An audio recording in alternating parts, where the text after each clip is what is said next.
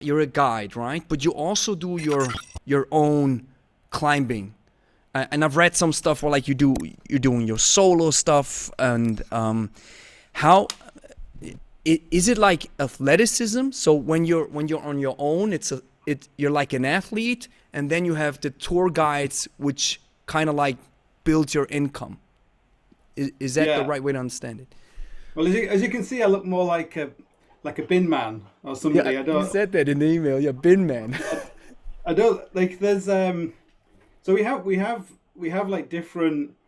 I think we have this like imagined idea of what is athleticism Yeah. and what's like the perfect kind of physique. And so I would say when it comes to like adventures, like skiing across Greenland or going to Antarctica or these kind of trips you kind of do, you're often people go with this kind of mentality of looking like yourself probably. Like you need to have a six pack and you need to be like super honed. And I think that's a kind of interesting. The reality of is often those kind of people just kind of fall to pieces, where the people who so if you took someone who was like a builder or someone who was a painter, like often on an expedition they might actually be better than someone who's a professional athlete. There's a famous story about someone going to the Himalayas with a guy who was a well famous marathon runner. So he was incredibly fit, and they arrived at the base. He was Czechoslovakian, and they arrived at the base camp, and the first day just collapsed on the floor unconscious. Someone Wow. said he was a dud Czech. So the so often I'm not a professional mountain guide. So like I have so I have to be careful to sort of point that out. So most of the climbing I've done is by my is like personal kind of climbing. But you often go away with people when you're looking at if you had like a stat, you'd say like this person is from the Norwegian Special Forces and they can do like 50 pull-ups and all this kind of stuff. But often in the real world, if you're extending your physical performance over 2 months, being able to do 50 pull-ups is not so good, maybe. It's that concept of skill transfer, right? You mentioned the marathon runner. I would imagine that guy being so incredibly fit would do, not like a professional who's used to climbing, but he would do, let's say, like, well, to a certain degree. Or just like, being able to do a lot of pull-ups, and then you go climbing and you break down. Do you think it's physiological or mental, both? I think often when you're younger, like I'm sort of 50 years old now. So when I was younger, I had no experience. So you had to have this like physical confidence that you built up. You had to be able to run and do press ups and pull ups and have this kind of psychological, like I'm like deep down in my heart I know I'm completely incompetent and have no experience, but I have built this physical stuff in the bank that I can fall back on. And as you get older, as you add in all the elements of life like children and work and all these things that kind of impede on being able to be really really physically strong, is you then tend to fall back on a more mental, like, well, this has happened before. It's a little bit like I have a lot of interactions with the military for some reason, and you'll often see some guy who's like a sergeant major or something, or some kind of who's been in the military for like 20 years, and often they don't look as fit as some guy who's like 19. But if you get them, they have to march like 50 miles or something. They have to carry like a big heavy rucksack. They have some kind of this. I don't. It's not really muscle memory, but they just seem to be able to do it because they've done it before. Where it's a bit like if you've done lots of running and marathons and things. The idea of doing a marathon isn't a big deal, or a 10K or whatever. But if you've never done it before, you'll probably train to an Olympic level. You'll be getting some spreadsheet, off the internet, and you'll be training for a year. Where somebody who has been running all their life, they may not have run for 10 years. They can literally get off the couch and scrape by, Yeah. drag it, you know. So it's there's the psychological, like, because I think ultimately you always have to ask why you're training. Like I train, like about an average, I train about like an hour every day. I don't look like it, but I kind of train an hour every day. And what kind of training, Andy? So how's your system set up? I think like for some reason all my life I've had some kind of, like, my father was in the military. He was like a physical training instructor, which is kind of like a sadist, basically. Like Full Metal Jacket, that kind of stuff. Professional sadist. So I can remember even as a child, he would be getting up at 5 and he'd be getting all these young soldiers and marching them down to the sea and making them swimming in the sea at like 6 a.m. And so maybe that kind of instilled some awareness of physicality in your life from an early age. But also through him and through climbing, you met a lot of people who were basically destroyed their knees, they destroyed their hips, they had tendonitis. So I met a lot of young climbers who were just always injured the whole time. And I think I had this realization, because a lot of it was, if in the 80s and 90s, a lot of it was very unscientific climbing. People just they would dead hang for like 5 minutes at a time, and then they would do loads of pull-ups, and then they would they would be dieting, so they'd be anorexic basically, and they would eat things like toilet roll, to fill their stomachs up, and some crazy stuff. If you ever go back and read what people were doing, it's like no wonder everyone was injured or terrible skin. You'd see. I think often you'll meet people who are like at the very tip of the game of like long distance running or athletics or something. But if you get close to them, you're like, you are really, really unhealthy, physically and mentally. You are like I always make this analogy with like a yacht. So you've got like a yacht with the classic kind of Bermuda kind of rig, and it can go like super, super fast. But if one component breaks, like one cable breaks or one nut comes loose, the whole thing collapses and nothing happens. It's like disaster. But if you have some kind of like junk rig like the Chinese would have, you can literally just like rip holes in it, and it's still going. It'll still go. It'll go around the world like 1,000 times. And you just get bin bags, and so I think like I'm more like a junk basically. Where some people, when they're a really honed athlete, they're plateauing for this trip. But the trip might take you might be there for a month or 2 months.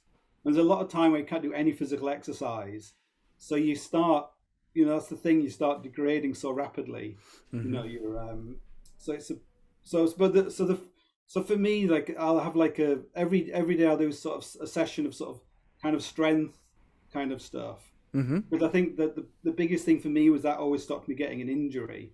But it was never like, if I get really strong, I'll be able to climb better. It's more like I won't get injured if I'm lifting heavy things up, or like a lot of mountaineering is about carrying heavy things from A to B, and almost failing and then bringing it all back again. So how would you put the attributes, the physical attributes that somebody needs to be able to climb or just be able to let's say survive it, right? How would you say, how much is strength, how much is endurance? If we put just the mental game aside, which I believe must be a huge part of it, like in so many disciplines or situations, strength and endurance, how would you put these two? I think mainly it's endurance, because you never, in the film you might be doing like a one-arm pull-up on a tiny edge, like Sylvester Stallone or something. Yeah. But in reality, you're generally carrying out very easy movements, but 100 times, like just over and over again 1,000 times. So say like El Capitan in Yosemite, then we ever seen solo with Alex Honnold. When you climb El Capitan, like I've climbed El Capitan something like 34 times. Like this is kind of an obsession of mine. 34 times. So that's that wall, all right, vertical wall. Yeah, right. Like 900 meters high. 900 meters. So for me, as a complete, I don't have no clue about it. I know what mountaineering is just from a very basic standpoint, and I know what that wall looks like. So you go on no safety, or how do you climb that? What's this, free climbing or? You'd have so usually it's a mixture of so you have free solo, which is where you have no ropes or anything. If you fall, you die. Yeah. Unless you're very lucky and you land on a ledge or something, which doesn't happen very often. Then you have free climbing, which is where you're just using your hands and your feet and you're putting your hands in the crack and climbing up. And then there's artificial climbing where when it gets too hard, you might hammer a piton in, or there'll be a line of bolts in the rock or something. So for generally El Capitan, it's a mixture of free climbing and artificial climbing. The number of people, like only Alex Honnold's the only person who ever free soloed, El Capitan, which is like insane. So just the understanding, if you free solo, right? Free solo El Capitan. If something goes wrong, it's done. Yeah, you don't have any. It's like it's one of those things. It's an illusion that you think you're safe. Like people like, how could I ever fall off? Like the only free soloing I've done is in the Alps. So you'd climb, like 1,000-meter ice face. So as you're climbing up it, you've got your ice axis. Ice picks, right, yeah. So you're kind of telling yourself that I'm kind of attached by these two ice axes. But like a big piece of ice can come down and knock you on the head or whatever. So it's but in the Alps, the biggest thing is a crevasse. So the climbing isn't the most dangerous thing. It's that when you're coming down at the end, you just fall down a crevasse. So the crevasse doesn't care how skilled you are. It's just how heavy you are. It's how heavy you are. So you get people who like will do the most incredible free solo ascent of a mountain, but then they'll be gibbering, like climbing down on all fours, across the glacier, afraid they're going to fall in a crevasse. So, wow. But I think the physical, mental, the level of mastery, of your mind and your body and your stamina is unbelievable. So someone like Alex Honnold would basically moving towards that goal over its entire life, really. You're plateauing for these few hours on this one day, 20 years into the future. Like everything he is doing is building up to that climb. It's like really, because it's not like the Olympics. It's not like, I just got a silver medal, or I came last. It's like you're dead. So yeah. It's like really. It's so hard to imagine for somebody like me, who's just if I jump off a ledge, I'm already scared. Not scared in the sense of being scared in a general sense, but I don't like to put my body in any type of danger that I can just avoid by not engaging in it. Yeah, so when I see people like you, and when I study folks like you, I have been friends with Felix Baumgartner, who jumped off of space with Red Bull Stratus, and I was there. So in Roswell at the time, and for me it was so hard to imagine, all right, because when you're always playing it safe on a physical level, right? Yeah. And if you see somebody do it, the amount of astonishment and the respect is just. Because it's like, wow, it's life or death. Huh? So it means so much to you. And even in your situation, if you climbed the Capitan 34 times, which, wow, how many times have you experienced this near life and death situation? There's this thing where there's like, how many times did you think you were going to die? Yeah. And then there's how many times did you know you were going to die? That's the... And there is a point, because I was thinking about this recently. Someone asked me about fear, like what is fear? I had to describe fear, and I was saying that there's a point between anxiety, extreme anxiety, and fear. Like if I told you to dismantle this bomb, here's a Leatherman tool and a screwdriver. I want you to get in there and start dismantling this bomb. If you don't, I'm going to kill you. That would be anxiety. Anxiety, yeah. Extreme anxiety. And generally, I have this story about like I've had a lot of interactions with wild animals for some reason, like climbing in like Africa and places. And I once had this thing with a baboon where I was kind of. Thought I was going to fight a baboon, and we were climbing this mountain, and this baboon basically it was freaking out when we were like a long way down, and instead of just going away, for some reason, like 5% of all crime is committed by 5%. No, 50% of all crime is committed by 5% of criminals. And there's some relationship with animals. Like you just have to avoid that 5% of animals, which are just crazy. Yeah. Even in the animal kingdom, they're like, they are the crazy ones. They're very same with like weight training. It's there's 8% of people don't do it, and 20% do, and the 5%, that 20% are probably doing it to like some crazy kind of level. Yeah, to extent. Yeah. So this baboon started as we were traversing across to get to the summit. This baboon started throwing rocks down. Really? Yeah, like just crazy. But the rocks are coming down, and you were just kind of like. The thing is, we never thought like, why don't we go back? Why don't we turn around? Because that's your climber's mentality. Is like, I'm going to the top. Like I'm not going to. So you're getting close to this baboon, and the baboon's coming and getting closer to us as we're getting towards where we're going to meet.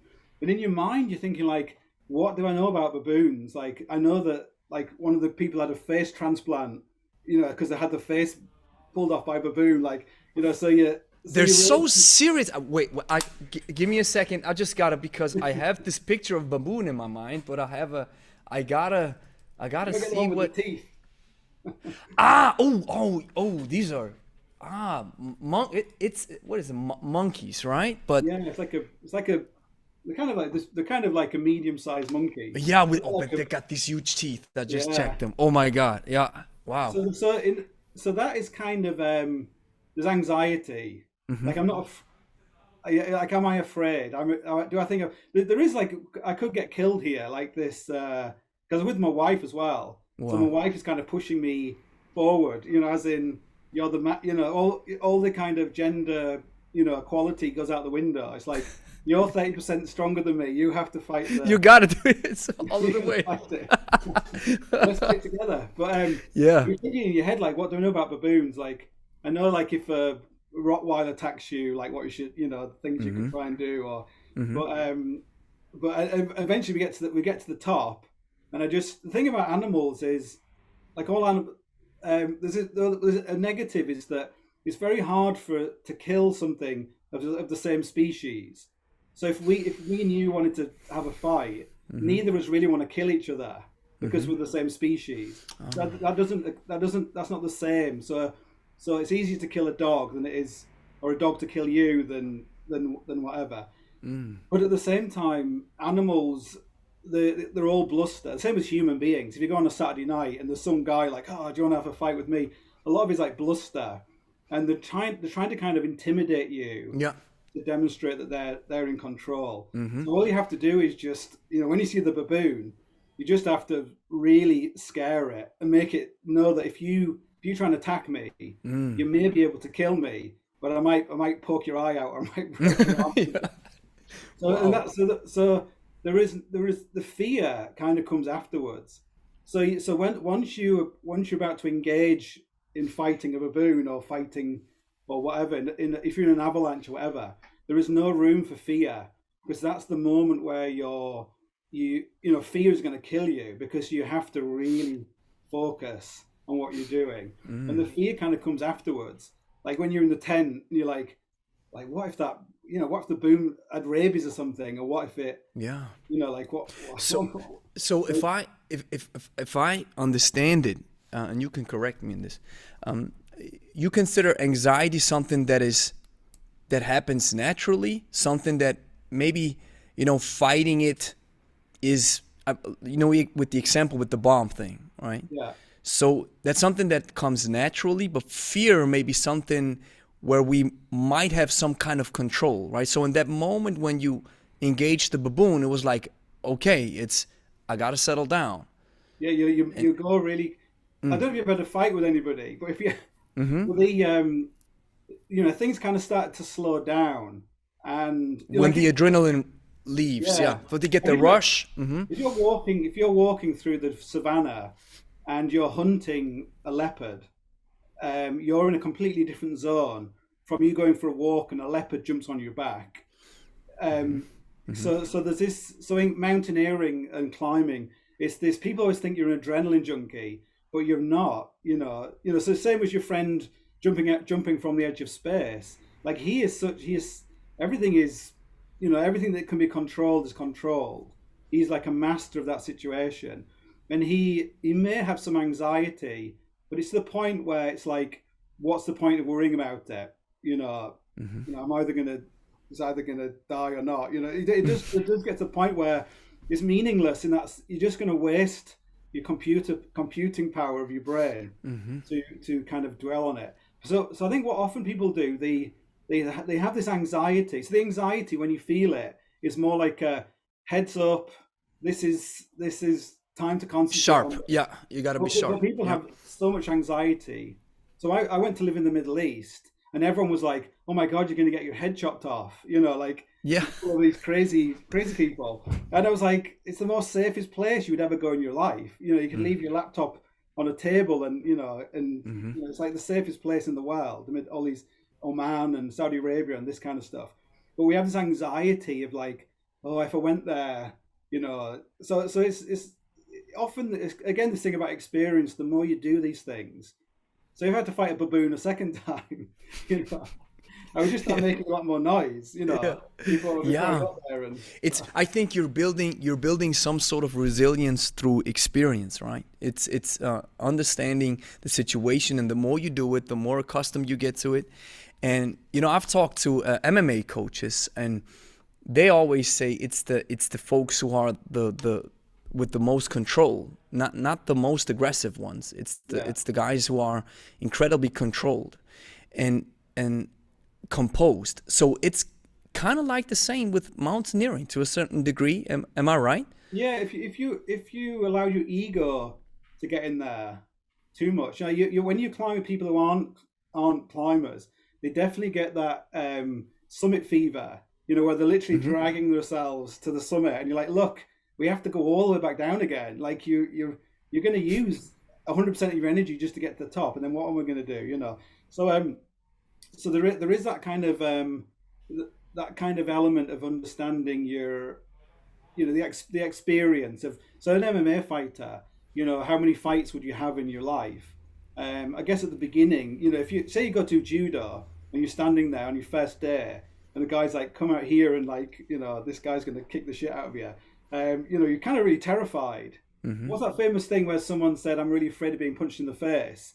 And the grandmother was like, come here. And she punched him in the face. And she's like, how does that feel? And said, it wasn't too bad. He said, well, there you go. So, there you go. Yeah.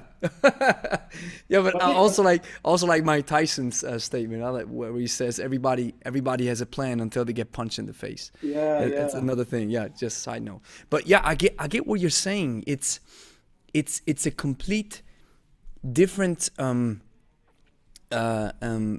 perspective. The beautiful thing is on the weekends, we were just working with two guys from our local law enforcement school, and we had set up this idea of tactical kettlebell, we called it, where you have firearms combined with kettlebell training, but just in short bursts, some drills to simulate physical stress when you need it when you're engaging. And when I grab a kettlebell, it's so easy because it's thousands of reps engaged in it. Even when I grab the 48 kilogram kettlebell, or when people watch us and say, "Oh, the way you do snatches," for me it's now instilled. Yeah. But on the weekend, it was the first time I shot a gun. So my friend was handing me an AR-15 and then a Glock. So first time for me shooting, and I was kind of like a little bit nervous. And then boom, the first one, I was like, wow. So it's done. So the first, because you don't know what to expect. And then the follow-up shots, I felt like I was in Battlefield or something, Well, it was really, then that fun came up, right? It was, wow, I like it. So it's that beautiful thing of mastering one thing and then being a complete student in the other area, right? I think that's, often, say if you were like amazing at kettlebells, you could do everything, and you were a real master. Then someone said, I want you to, why don't we go and do kayaking?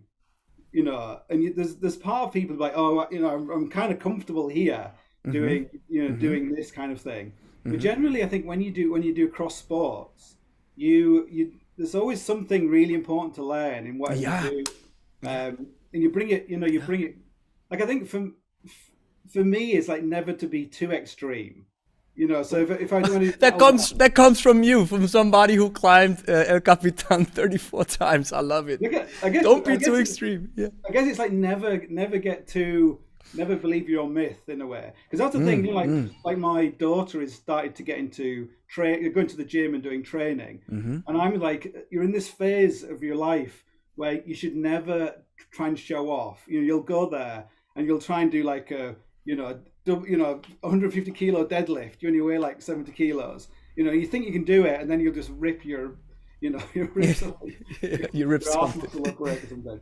So that's the classic thing with skiing, isn't it? When you're skiing and you start thinking you're getting good, and you just wipe out, because you always have to keep that mentality of like, I'm an incompetent, weak fool here. Like don't. Do you? And that's such a great segue, and I'd like to get your take on this. How do you consider yourself at climbing?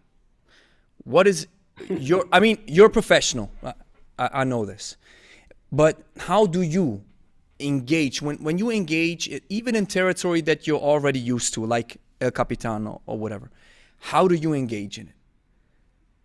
I always think of myself kind of novice mentality, because often you'll go with somebody, and the classic thing is an American. And Americans are really bad at this. You'll go to the campsite and you'll be looking for someone to go and climb with, and this guy, hey man, I've done this, and I'm blah. They'll be telling you how amazing they are, and then you'll get to the bottom of the route, and they'll just be like, oh god, I didn't realize it was like it was that. Yeah.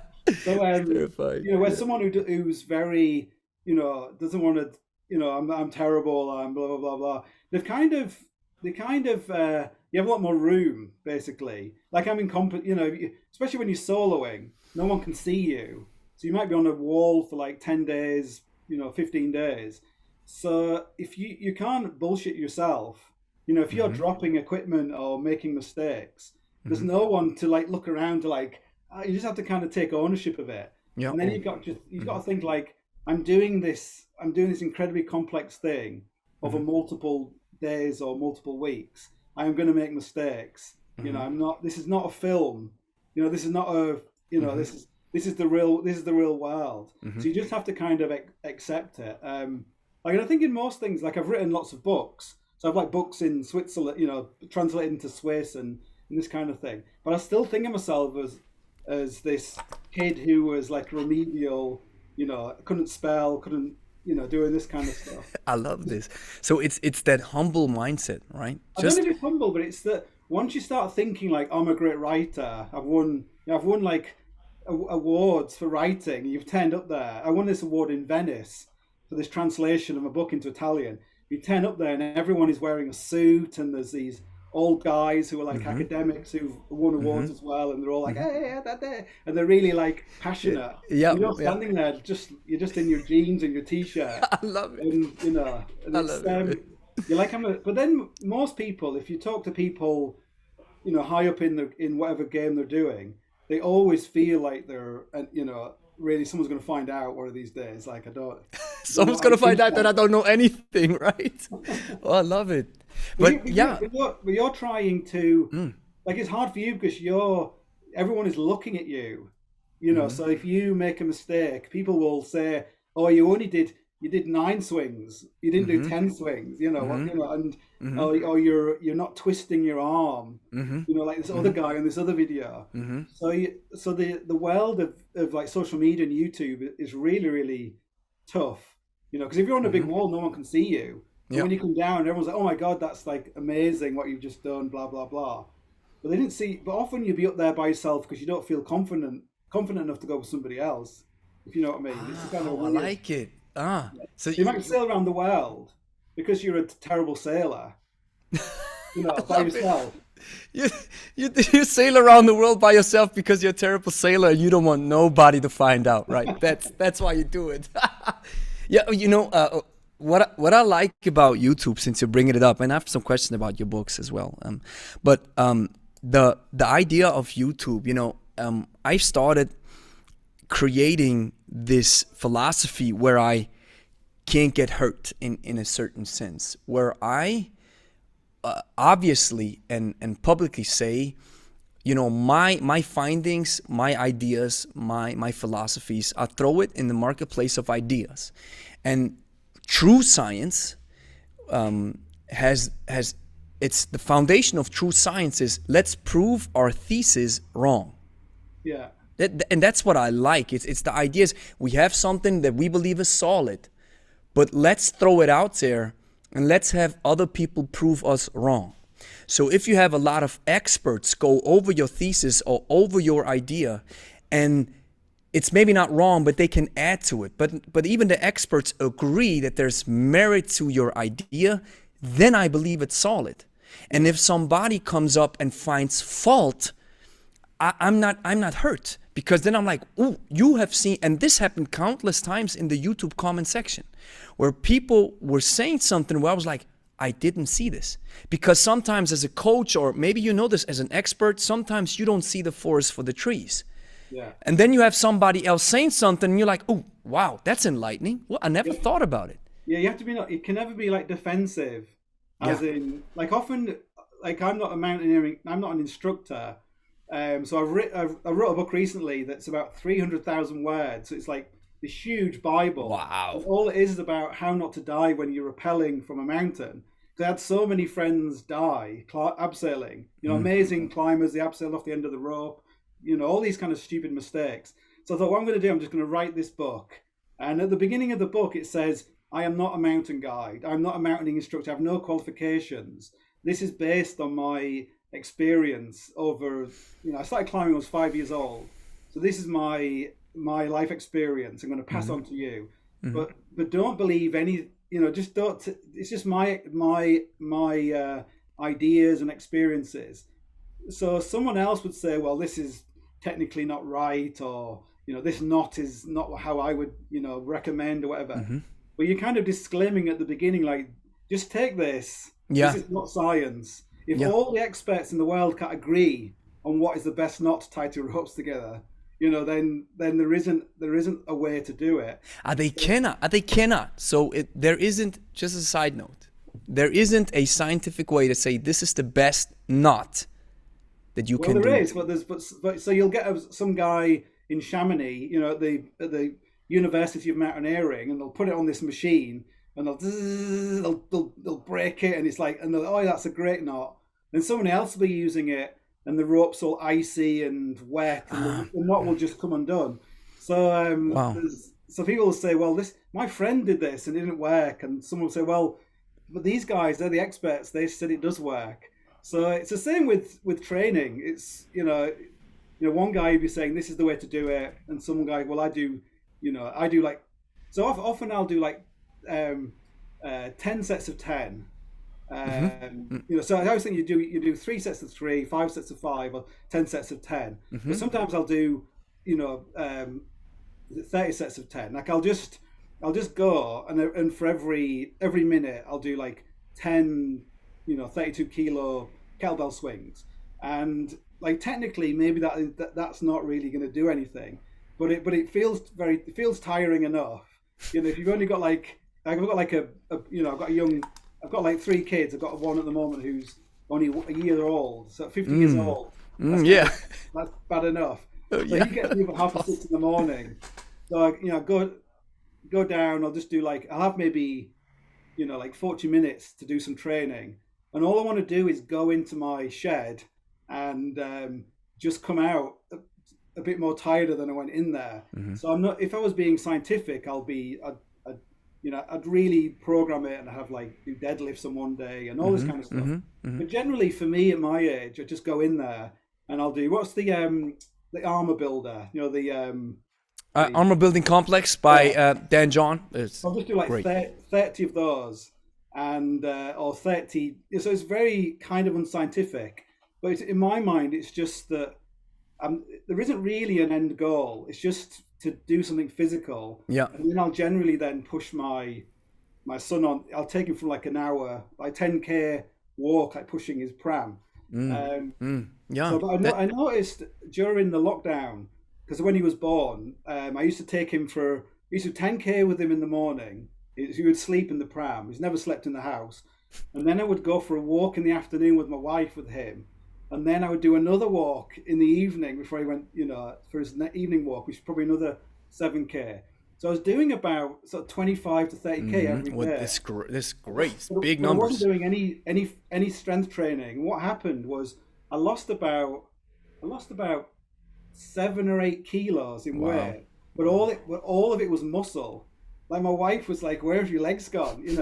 And I think that's the classic Mark Ripperto. He hates running, and that was when that's when I kind of realized that yes, you can get really, technically you can lose loads of weight and you can imagine you're fit, but I lost all this weight, and one day there was a kettlebell on the ground. I thought I'll do some swings. I did about 5 swings, and then my arse was like the next day. I was like, so you often take your strength for granted because it's been there forever, And then if you have like, even if you don't do any training for a long time, you have this skill, don't you? You know how to set the bar up to do a deadlift or whatever. So you can actually move quite a lot of weight just through the skill of it. And so that really made me realize that often we take things for granted, especially if you're taking someone, the same with climbing or instructing someone, you just say, pick up this kettlebell and do some kettlebell swings. And they're like, what's that? And you're like, well, just put this near your shin. And they're like, what's the shin? Yeah. And, this was also a humbling experience on the weekend, but not a bad one. I liked it. When the first time holding a Glock, and then, first time holding an AR-15, which when you hold it up, it gets pretty heavy on your arm. And you're like, whoa. And he's still giving you instructions. You're like, okay, I tried it. Okay. And you have live ammo. So it's like, oh, I can kill someone. I got to be very careful. So it's the same idea that in those situations, you just need the absolute basics that work. And I think in your case as well, I would say from our experience that most people need the basics. Yeah. Because the basics work no matter what your goal is.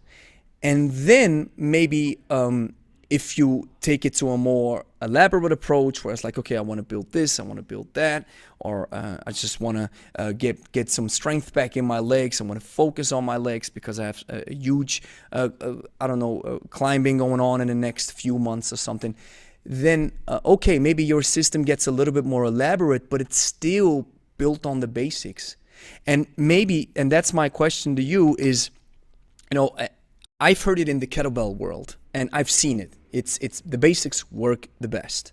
Yeah. I've heard it in the MMA world that the basics work the best. I've heard it in athletes and strength in so many areas. So now I wonder, in your case, mountaineering, what does somebody has to have aside from the physical fitness and the skills and do you think they are very complex, or do you think if you stick to the basics and you get them right, you'll go far? I guess it's just walking upstairs, walking downstairs. I often just say that like climbing Everest isn't climbing, that's walking. If there's any climbing involved, there's like a ladder there, or it's walking. There's some rope you can pull up. So because on Everest you'll have like dead bodies just laid on the ground, where if it was climbing, the bodies you wouldn't see them. So, yeah, but yeah, it's like here, I live in the west coast of Ireland, and you'll go up on the hills here. The hills here are very remote and wild. There's no tracks or anything. It's not like Switzerland, and you'll just see if you're in the middle of nowhere, and you'll just see a farmer up there, and he'll have his jeans on, he'll have his Wellington boots on, like a t-shirt or something, and it's lashing with rain, and you've got your Gore-Tex and all your high-tech gear on, and that guy is just is so in his element.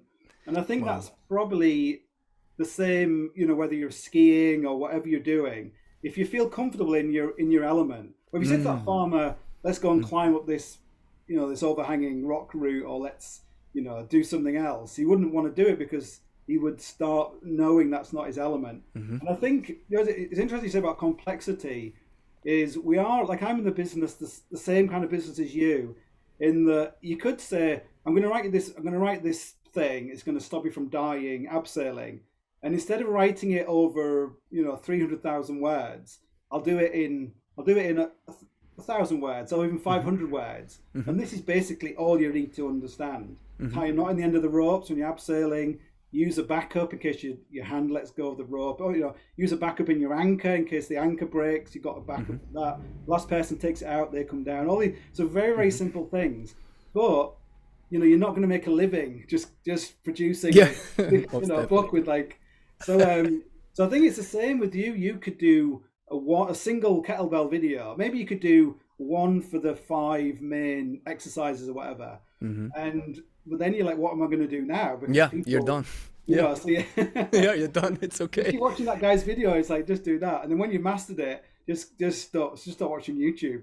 And but I think we do like to.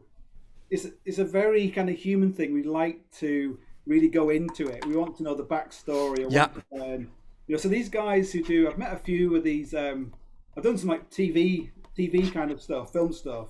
This actor person turns up and they're like, oh, I've been with this personal trainer for like 6 months who's been training me to be prepared for this climb, this TV filmed climb. And you're like, what have you been doing? Like, you can't even just, you can't. But if I may chime in, because that's what people sometimes say. They say, okay, we've had this as well, not climbing, but hey, I want to run 5K. I want to do this. I want to do that.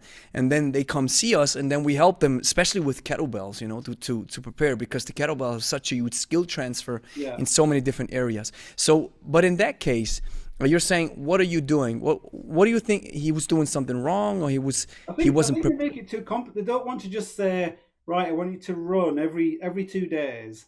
I want you to go for a run, and I want you to build this up very, very slowly. They're going to be like throwing in. I want you to put a kettlebell on your head, and I want to balance one on your toe, and I want you to do these like one-legged squats while with a feather in your hand or something for balance. For balance. People feel like they're getting good value for money, but really it could be, it should be quite simple. If you've just got these compound exercises, the classic one is like, I'm just going to give you a wheelbarrow full of bricks, and I want you to go up this hill every day, every morning. Just go up the hill with that wheelbarrow. You won't be able to get very far on day one. You might have, and every now and again, I'm going to come in. I'm going to put some more bricks in that wheelbarrow. I love it. On the second month, I've got this massive pile of soil.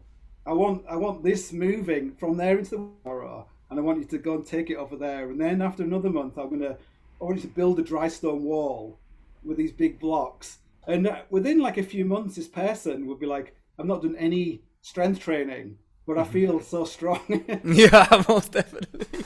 And that's even where the stuff comes from. A prowler sled that we have in the gym, where you push a heavy sled, or farmers walks. I mean, farmers walk. So it comes from how farmers carry stuff, right? It's stuff people want to avoid. So I think like kettlebells is like a martial art. It's not really strength training. And when you do like a kata or whatever, it's a similar kind of thing.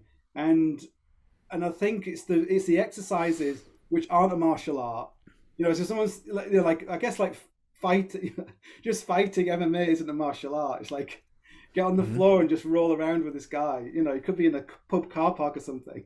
But you don't want to. It's like, oh, I don't want to push that sledge. I don't want to carry that sandbag around, because it's actually quite hard work. That's actually what it sometimes boils down to, is that people see these we call them low-tech exercises, which don't require a lot of skill to do, but they give you so much bang for your buck. But they're hard. But hard is also something that I love it when you say that kettlebells are like a martial art, because that's where I have kind of drawn back my usual intensity of thinking that you always have to go balls to the walls, until I've got some great coaching where one of my friends told me, he said, listen, you got to treat the kettlebell like a martial art, and think about practice, not about just working out. Think about when you grab the kettlebell, you want to practice. And Yeah. sweating and moving and building muscle and all these beautiful aspects are a side product of your practice. Well, it's a bit And like that, it's a bit like making money. Like you want to make money doing something that you would do for free. yeah, Someone would pay you to do. yeah, If someone, I mean, exactly. no, you would pay to do. That's it. So if you would pay to do something, but yet someone's paying you to do it instead, that's like. But when people try and make money, that's all they want to do is make money. They generally fail because they're just thinking about Yeah. making money. And If you just want to get yeah. strong, you're probably not going to. Yeah, it's exactly the same with thinking that I need to burn when it comes to training. I'm not training. I don't care whether it's a kettlebell, a dumbbell, or a barbell. I chase the burn. Yeah. And this chasing the burn mentality can sometimes really burn people up. That's what it is.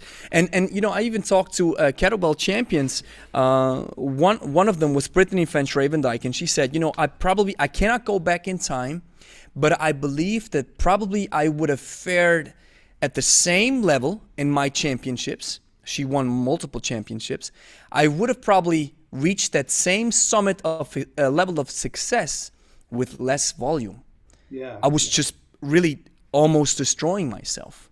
Another thing I've noticed is often people perform at their best when they're at their worst. Like they have this idea that I'm gonna have this perfect, nutrition, hydration. I'm gonna have this stay in this 5-star hotel, and everything's gonna. But what happens is you lose your bag of all your gear, and then the hotel is fully booked up, and then there's someone playing, music next door, and you can't sleep. You're anxious. And you'll turn up. You've not slept all night. Yeah. And this perform like really, really well, and it's a weird like because you see that in climbing, and that's the classic thing. I once climbed El Capitan with a friend who was blind, and he was like losing his sight rapidly. He ended up going to the Rio in the Paralympics, and he won a gold medal in Rio in on a tandem bike. But this was before that, and he was a mountain guide, and he basically got to about 15% vision. Oof. And so I was like, oh, you better go on solo El Capitan before you're completely blind.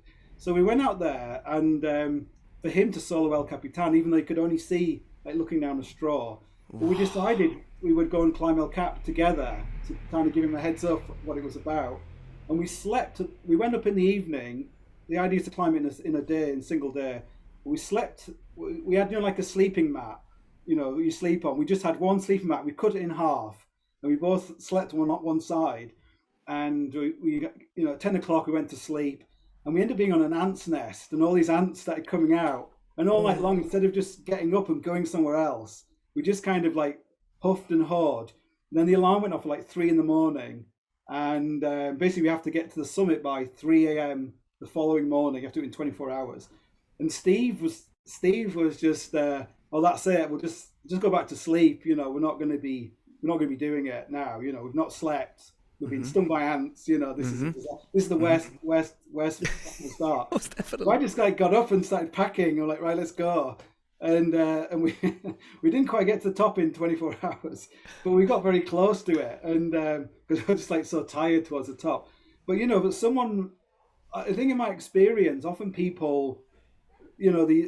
It's not just that one night you didn't sleep. You've your whole life you've been resting in a way. If you know what I mean, you've got a lot of stuff in the bank, and people can perform. I think I wanted to climb where we were awake for like 36 hours, and I think I went deaf in one ear at the end of the climb because I just pushed my body over 14 days. And right at the end, we had to get to the top and get back down again in a huge but everyone performed amazingly, because it's just amazing. We're at the cusp, right? I think you see that definitely in people fighting in wars and things. Like my brother's in the military, and people can go for weeks with like 15 minutes sleep every 4 hours. They can somehow operate and then they start going crazy and stuff. Yeah, and then of course you need to, it's just the same. It just falls into my pops into my mind because my brother had a serious accident 2 weeks ago, and that put me automatically in in focus mode. At first it was crisis mode, then it was crying mode, then it was uncertainty mode, all modes together. And right before you, last week, I had a conversation with Funk Roberts, and Funk Roberts is one of the OGs in kettlebell training. And I love what he said. He said, you now just you gotta wear your superhero cape, man. Yeah. You gotta be strong for the family, so you have to perform. And it works out. Thank God my brother survived, and, still somewhat critical, but improvement since then. But I took I take the calls from the doctors, take the load off my mother and my father. And it's somehow, when I realized when this all happened, I went almost nuts. But then after time passed and the shock subsided, it was like, okay, now it's just like working with people or working with your business. You've been self-employed for 5 years. How are we going to solve this? Yeah. So we started taking it step by step, and that's what we're doing now, right? So it's and I love what you said. It's the stuff that you've put in the bank, and that's what even Funk Roberts said. He said, you've put you have a lot of money in the bank. You've taken care of your body, and he said, imagine if you got to take care of your family now, or be somewhat a leader of the household of your family, to a certain degree, and imagine you have joint pain. Yeah. Imagine your eating habits are off. Imagine you are a construction worker yourself. How can you provide for others? So just spinning it a little further than I wanted to, but I love this. I think like I have this thing. We live in a world where there's a real cachet for being weak in a way. Yeah. Showing your vulnerability and blah blah, all that kind of stuff. Yeah. And like I was really dyslexic when I was at school. I only found out when I was 19, and for like years I would go through telling people like, oh, I can't write or I can't spell because I'm dyslexic and blah. It was this thing about being dyslexic. And it was only when my son, they said he had ADHD and they wanted to give him Ritalin and all this kind of stuff, which I just didn't agree with, that I realized that it's not. You should just, like my mother always said, I wasn't dyslexic, I was just lazy. I love it. But really she's kind of true, because I make a living writing books. So how dyslexic, apparently I'm like off the scale dyslexia. I'm really terrible, but wow. But it doesn't do you any good. So this thing about everyone demonstrating how vulnerable they are and talking about their feelings and their emotions, and this is very heterodox view, but I can see with my kids want a dad who is not like crying and talking about how stressed he is, and they just want this person in their life who is like this old school, James Cagney, Robert Mitchum, kind of solid person. And you have all this stuff to deal with in your life, as it's like life is full of traumas and disasters and everything else. But really, I think we've kind of lost sight. Do you know when you go to Africa, you'll say to people, like, oh, what's the mental health like in like Ghana? And they'll be like, what are you talking about? You're like mental health issues, like mental health issues, I have no time for this. I have no time. And it's just all that stuff. I always have this joke where we're in Namibia and this little girl came over and this village, and she like, so my wife is Irish, got this like crazy hair, like a bog or something, it's like crazy. And this little child started pulling at her hair, and I was like, oh, you shouldn't do that. That's racist, touching someone's hair. And but just find it hilarious, this idea like, I'm just touching your hair. And I think all these things we kind of weigh ourselves down, don't we, with all this stuff and it's only when you have something like that, like your brother's accident, where you realize that none of that really matters. That this is the moment where you have to be a grown up. You have to be like, I remember I remember once when I've been married twice. First time I got married, we had this wedding thing in this top room of this pool hall. It was like very, very cruddy, kind of grim place, and everyone got completely drunk. My mother, everybody it was like Sodom and Gomorrah. And I was completely sober for some reason. Okay. And at midnight, the lights come on, and the bouncers came in. They're like, "Come on, everybody, get out! Come on, clear all this stuff away." And I went up to my mum and I was like, "Mum, what are we going to do?" She's like, "I don't know." And I realised in that moment, like, I was the only adult in the whole place, and I'd have to sort it all out. And I You remember have to. that was the moment where, I'm a married man now. I'm not a child. I have to be You responsible. got and take care of it yourself. I don't know. You got to decide. You got to make a call. And even though sometimes there is a place, and even Funk said there is a place to take care of when you're going in full blown superhero mode. There is a place where you got to go back into your cave and maybe regenerate or rejuvenate, or maybe take care of your mental health or your emotional intelligence, or whatever, your social life, or maybe talk to somebody who can really just have a conversation, right?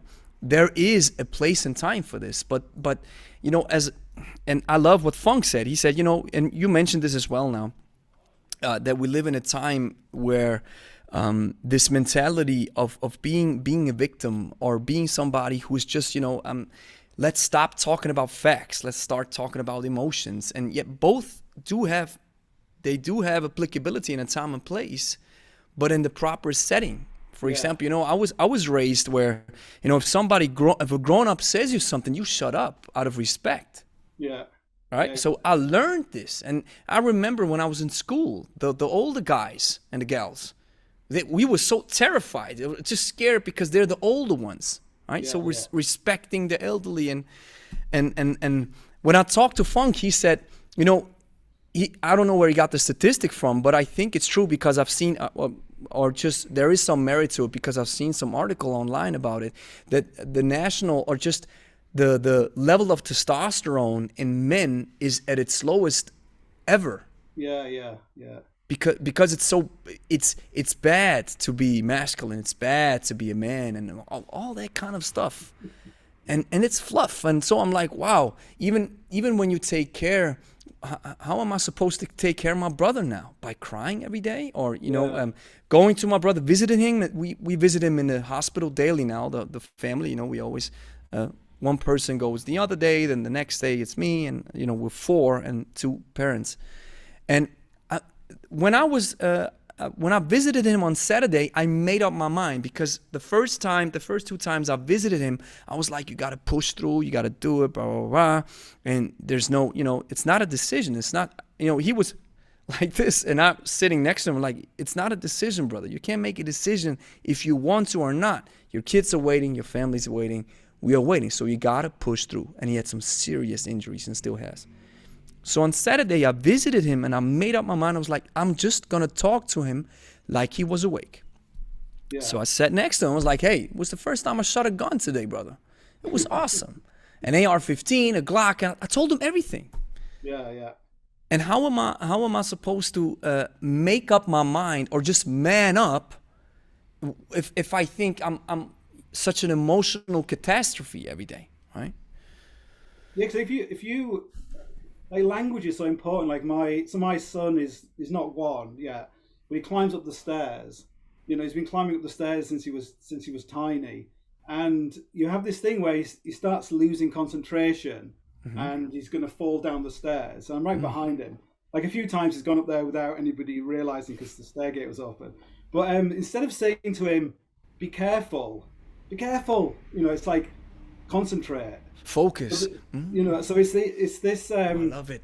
And this when someone, so this guy Steve, who was blind, so I would joke, I'd say, not only is he blind, he's ginger, and and people would be like, people would start laughing. They'd be like, "Oh no, I can't laugh because he's blind." And he's like, "Why? Just talk to him like a normal human being." Yeah. And it's the same as when people put this voice on, like, "Are you okay?" Like it's this kind of like, it's a classic thing. Is you get a child, a completely 10-year-old child, and you say, "Are you okay?" And they're like, "Oh yeah, I'm fine. Yeah. Are you sure you're okay?" And they're like, yeah, I'm fine. "No, tell me, are you really okay?" And they're like, "Well, there's this, there's a bully at school or whatever." And just like, "Oh, shut up," like. So it's but I had for like 5 years when I was someone who had a really bad climbing accident, and they were paraplegic. Wow. And like so through hair, I met a lot of people who were paraplegic in like motorbike accidents, climbing accidents, paragliding. And the thing is, like, none of them ever had any self-pity. You know, they were like the toughest people. They were like, I would say they were super abled. You know, they just, you know, there's all these people walking around who are completely, there's nothing wrong with them. Oh yeah. And yet they're desperate to find some kind of weakness. But when you see, like, every now and again, you would see like you know, if you're paraplegic, you're living in this like living hell, and you might be able to fake it to make it that everything's okay, but really you're just dealing with so much. You know, you're in mourning for yourself, your life, your former life, and but it teaches you, like, don't pity other people and don't pity yourself, because it's a completely pointless exercise. You know, you're robbing that person. But at the same time, when someone wants to, say, the classic thing, if you're in a wheelchair, no one wants to be pushed. You know, you want to be able to push yourself and have kind of independence. Yeah. So you'll always have people saying, oh, we're going to take you and we're going to carry you to the top of this mountain. You know, like the local karate club will be, we're going to carry you to the top of this mountain. And you'd be like, why do you want to do that? Like, is it about you? Is it about them? Do they want to be carried up there? Have you asked them? Or we're going to put the first, you know, like colorblind lesbian, you know, on top of K2 or something. It's like, have you asked anybody who's colorblind if they want to go up there? Or so you end up you need to have more respect for people and respect for yourself, and just treat people, just talk to them almost like, you know, like children.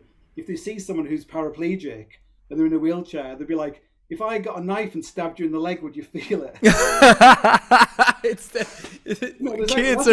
Kids are so real. Yeah.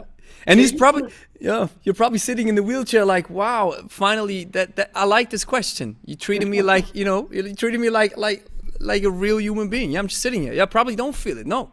Well, same with your brother, like, what, you know, you basically got this mountain to climb, but you just have to, you know, if you go and talk to someone who's in a coma, like I knew someone who was in an avalanche, he had been in a coma for a long time, and he could hear every single thing that was going on in that room. Wow. Even though everyone thought he was unconscious, he could hear every word every time the doctor came in. So if someone's like whispering or like, you know, like crying, that's just the worst thing, really. It's I don't know if, like, I remember hearing my parents crying. You know, those things will remain with you for the rest of your life, because that's not what you want to hear. You want to hear someone saying, you know, basically, you know, just get yourself together or something. You know, we'll give you some time, but, you know, it's and that's what I was really making. It's you're just confirming my initial thoughts, because you know where I saw it with the nurses.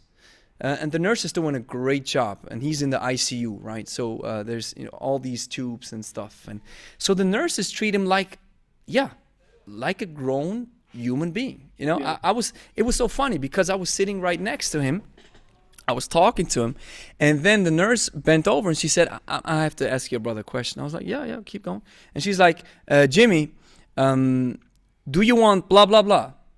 And he's like in his delirium, right? And he's like, Jimmy, I've asked you a question.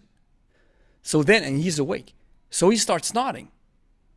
And that stuck with me. I was like, see? Yeah. If you talk to a grown man or a grown person, and this person doesn't answer you, it's just out of habit. You'd be like, hey, did you hear what I was saying? Yeah. And I was like, whoa, my initial reaction was like, hey, maybe, you know, he's filled with medication. He can't listen. Nah, she was like, hey, I've asked you something. Yeah. And I loved it. I was like, okay, that's how I got to treat my brother. But hey, Andy, I've written a lot of notes. I just have a few more questions. And one thing that I just want to pivot back to is when you were saying the idea of incompetence, or just saying that you engage with it. I think you've built some resilience, but you're like, there's always room to grow, right? So you treat that level, and the beautiful thing is, the more I talk to people like you, professionals and experts, the more I learn. Yet at the same time, sometimes I tell myself, wow, actually, I don't know anything. Because all these different, I hear the same concepts in different wording. That's what I've said many times in these pods. But it just opens up my horizon so much that that I've stopped thinking like, oh, I'm so such a much, or I'm so good at this, I'm so good at that. It's a leveling experience which I really enjoy. I guess it decelerates. You go from being an amateur, like a complete novice, and then you rapidly can learn a lot of skills. Mm-hmm. But what's that thing, the Bruce Lee thing about I'm more afraid of someone who's practiced one kick 5,000 times or something. There's yeah, that great. Oh, I love it. He says, I love it. He says, I'm more scared of the person who practiced one kick 10,000 times than the person who practiced 10,000 kicks once. Well, I think I'd rather, instead of making love to 1,000 women, I'd rather make love to one woman who loved me or something. Yeah, that's something like this. Yeah. Awesome. But Andy, the kettlebell thing. Now, what I love when I talk to you guys is most of the times we just have a beautiful conversation where the kettlebell sometimes jumps in. With Funk, it was the same. I love it. And my question about kettlebells. Now, you mentioned how you are engaging with kettlebells with some, you just want to get the basics done. You just want to get a sweat in, want to do some practice, get a workout in. And how practical are kettlebells to mountaineering? Where do you see the applications of kettlebells? I think for me, I feel it's very good for your flexibility. It's good for your strength, your stamina, your flexibility. Like if you're doing, loads of goblet squats and things, and you like climbers are notorious for just being very good at pulling. And they end up with their shoulders are kind of hunched around, and and I think that using the kettlebell to avoid injury and focusing less on this is going to make me a better climber. It's going to make you a better person. Basically, you're going to be more indestructible. You're going to have less injuries. You're going to mentally, like, because climbing, like here in the west of Ireland, it rains almost every day. There's very little climbing going on. So you could just go crazy because you just want to go climbing, but you go out there and you do your thing, and it's like money in the bank. Like I've done something today, something physical. Yeah. Now I can do something else, and you just have that. If you start missing a day, like I had a cold recently, and I didn't, because I had this. I remember I had somebody who I knew who trained through having a cold, and he got like what do you call it? He got no energy. What's it called? I can't remember the word. But basically, we just like you just ruined his, the next 6 months of his life. He had some. Oh, really? Wow. Just I'll just train through it, and what happened? He just got what do you call it? ME kind of thing. So I'm always really conscious of that. And I often think, I often find if I start training quite hard, I'll generally get ill. It's almost like I'm lowering my immunity, so I'm always kind of wary of that, because often you'll get ill just before you're going to go away, and then you won't be doing any training, and then you'll go away, and there is an element of you get fit. Like I went to try and climb Denali in Alaska in winter, like it was like two years ago.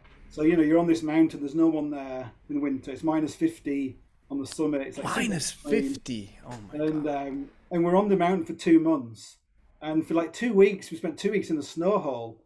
We didn't go anywhere for 2 weeks. You're up, on this mountain, and it's very hard if you go in that snow hole, feeling, super fit, super strong. If you lay in a sleeping bag for 2 weeks, you'd be like being in hospital for 2 weeks. You'll come out, you'll feel terrible. And I remember at the end, we basically got to the high camp, which is like 17,000 feet. And my wife, it's just me and my wife. My wife got like carbon monoxide poisoning, and we just pushed it to, we didn't have much food left, didn't have much fuel left. And it's like we may be able to get to the top tomorrow, but we still have to get all the way back down again, and all this kind of. I was like, it's not going to happen. So we turned around, and when we got all the way back to the base, the plane couldn't come because the weather was bad. Oh wow! We were stuck for 8 days. We had no food for 8 days at the end. Wow. And I just laid. I didn't get out my sleeping bag for 8 days. Just laid there, just pissing in a cup. We had tea. We had tea bags. But that was it. And my wife is very physical. She was doing like pull-ups and no, she's doing like sit-ups.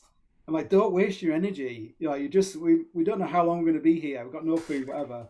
Anyway, so eventually on the 8th day, they're like, we're going to try and get in. The plane's going to try and get in. And the Air Force were going to try and drop a parachute with a GPS, from high altitude or something. The idea that it would land, you know, within a football pitch of us where we were, and you'd have some food in there. But luckily, on this last day, the plane managed to come in, and Vanessa was like, 1 minute you laid there for like 8 days, next one was like, quick, the plane's coming, you know, quick, pack up. And I remember just like being absolutely exhausted. Well, I'd not had any food for 8 days. Yeah, most definitely. You were so wasted. You were trying to drag the bags over to where the plane lands on the glacier.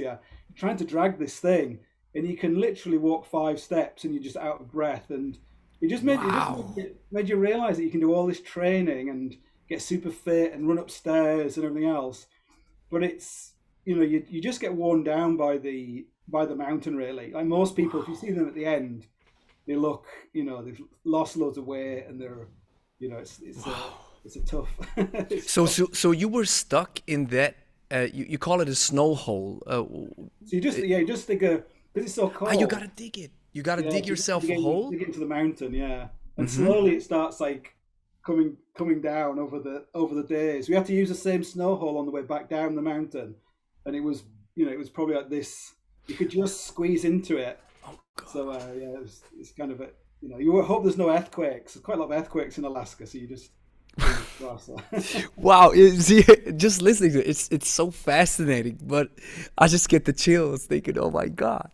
So it's like, okay, you're stuck in there, so you didn't move. You were in your bag for 8 days straight. Yeah. So that's no having a crap or anything. You just laid there because your body after 2 months on the mountain, your body is in deficit already. You know, you'll feel like the change in your body, like your cheeks will be sticking out and everything. We call it the death face. Yeah. Yeah. Oh my God. You don't feel healthy, if you know what I mean. You're not like, oh, look at me, I'm really, Look at me. You know? And the weird thing is also the weight goes back on so quickly. Like your body, you know, I think that this is kind of proven.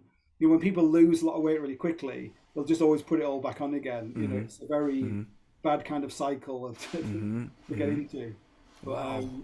but yeah, but I think it's just putting one foot in front of the other. So you don't have to be phenomenally fit to do it, because there's so many other elements as the weather, and often if someone's like an amazing athlete, they just couldn't stand being in a snow hole for like 2 weeks. They would just go crazy. Yeah.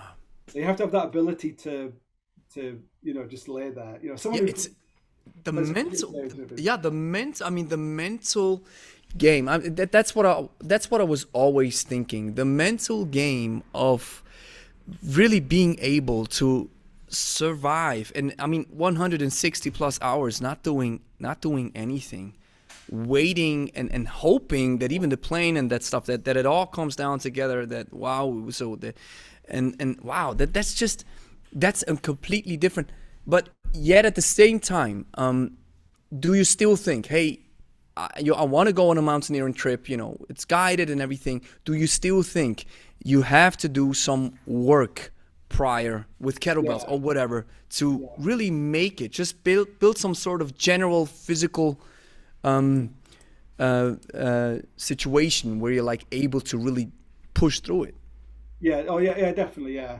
Again, I guess it's that same thing as you just take it for granted. Like I have guided people who looked kind of fit, but they would literally just like almost like go unconscious, you know, because of there'd be a rope would get stuck, and you'd be like, you got to go down there and sort that rope out, and they would abseil down and climb back up again, and the rope would get stuck again, and you got to go back down and sort that rope out, and they would literally just kind of just flake because just the amount of the amount of work that we've been asked to do was more than they were used to. Whereas I say, like if you were a builder, you know, you were on a building site, you'd probably be much better at doing that kind of intensity of I love it of kind of labor, really. Like if you get people who've been in the military, they're generally very good at like carrying things, because that's kind of what they're trained to do, is So if you want to carry all your gear to the base of the climb, they're very, very good. But then when you're not in the, but then they often get more anxious. You think they'd be really, really brave, but they're kind of out of their comfort zone. They're like on the side of a mountain, which is kind of different from being in a, you know, if you're in like a war fighting situation, you know, everything is basically do this, you know, get up, run, get back down, get up, run, all these kind of things. But if you're in a situation where you don't really have, you don't have anything written down what to do, you know, so then you have to create this kind of bubble where you're like, just do these things. You must always be attached to two things at all times. You know, don't stick to the basics. Yeah. Don't eat the else, all that kind of stuff. So. Wow, this is so powerful. Wow, and I love it. Super able, great notes. It's so interesting how you know, we have this concept, or we have this notion of mountaineering or just climbing. And then, you know, you talk to an actual expert, then it's like, wow, it's actually not completely, but there's some aspects that you didn't even think about. And one last thing that I really want to ask is, I have seen, and you've mentioned this now twice in our conversation, I have seen from 60 Minutes Australia, I think it was, where this one guy was taking him and his wife, they were going to Mount Everest.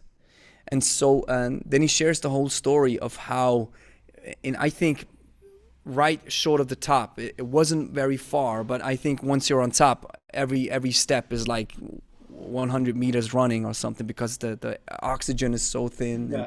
Yeah. Which I do understand the concept of it, you know. And then she stopped short of it, and she said, well, you go up there, make it, and then come back and take me down. So that's what he did. He comes back to the site and his wife died. Yeah. And so the comments were filled like, hey, bro, why didn't you take your wife down? Now, you mentioned this twice in a conversation, like, hey, stop it. Let's just leave and go down, because he said, we got to go down again. So you need that energy. So what do you think would have been the proper solution for, you know, for somebody who is in a situation like this? Go to the top, or, you know, take your wife down, stop everything right short at the top, and yeah. It's so hard to second guess. You know, like Sully, where he landed the plane in the Hudson. You know, the pilot. Yeah. You know, it's like you know how you can't second guess what he did because it turned out well. But if he'd like crashed that into a bridge and everyone had died and the bridge had fallen down, people were like, that guy, he was a complete, you know, crazy man. And I think it's the same. There's so many. You know, if you imagine, you know, people always talk about Russian roulette as if we have like a gun that's got like 6 chambers with 1 bullet in it. But every day we have like a revolver with like 1,000 chambers and a certain amount of bullets in there that we're not really sure what they are. But you know, just going in just driving, you know, driving down the road here. Yeah. Like in Ireland, the roads are dangerous because lots of Americans who are always driving on the wrong side. They're always going to see the gravestone of the great granddad, and oh my god, they end up in their own grave. So, but you know, there's all these unknown things. You know people in your life who played it safe their whole life, and then they just get like a brain aneurysm and they drop down dead. And there's other people who just live it. They just cane so many drugs, and they drink so much, and they have so much unprotected sex. They just like live as if they're going to die tomorrow. Yeah. And then they're like 50 years old, and you know, and they survive everything. They survive, and it's so we're just not aware of what's going on. So that guy going to Everest, like I think, like if you, it's very difficult because you know there's so many people who, I guess it's really understanding the people you're with. Like, are you making this decision on my behalf? Like, I'm going to stay here and sacrifice my life potentially because I love you so much. You want to go to the top. But really, you have to be in tune with the people around you to know that, like, you know, this person is actually struggling here. You know, like you're about to go into the most extreme situation you've ever had in your entire life, physically, mentally.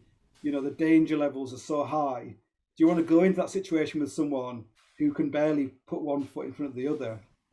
Like I had a friend of mine he went to Everest, and he was like, I'm going to do oxygen. You know, I'm all these people are all tourists. I'm a proper mountaineer.